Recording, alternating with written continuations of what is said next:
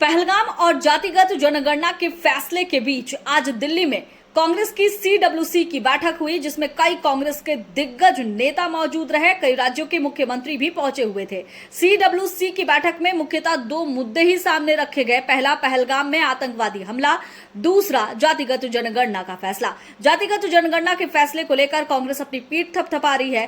कांग्रेस के अध्यक्ष मल्लिकार्जुन खड़गे ने कहा है कि 11 साल का लंबा संघर्ष रहा और संघर्ष के बाद केंद्र सरकार दबाव में आई, नतीजा जातिगत जनगणना का फैसला लिया गया।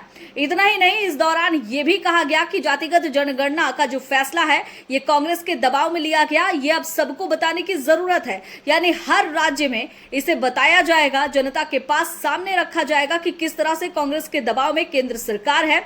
इसके साथ ही यह भी मांग उठाई गई कि जो दायरा है आरक्षण का 50% से बढ़ाकर इसे 60% किया जाए। ये मांग कांग्रेस की तरफ से कहा गया कि ये मांग अब उठाई जाएगी, क्योंकि उन्होंने तेलंगाना का उदाहरण दिया कि तेलंगाना में किस तरह से कांग्रेस की सरकार रही, वहां जातिगत जनगणना करवाई गई और जातिगत जनगणना काफी सफल रही। वहां पर ओबीसी का मुद्दा भी उठाया गया, कहा गया कि ओबीसी का आरक्षण हमने बढ़ा दिया, 42% कर दिया। अब यही फैसला केंद्र सरकार को लेना है। दूसरी तरफ पहलगाम का मुद्दा भी उठाया गया, कहा गया कि पहलगाम आतंकवादी हमला हुआ, इतने दिन बीत गए, केंद्र सरकार सिर्फ कह रही है कि मुंहतोड़ जवाब दिया जाएगा, लेकिन अभी तक कोई स्पष्टीकरण सामने नहीं आया है। आखिर केंद्र सरकार क्या इंतजार कर रही है और कितने दिन का समय लगेगा, ये तमाम सवाल आज सीडब्ल्यूसी की बैठक में रखे गए।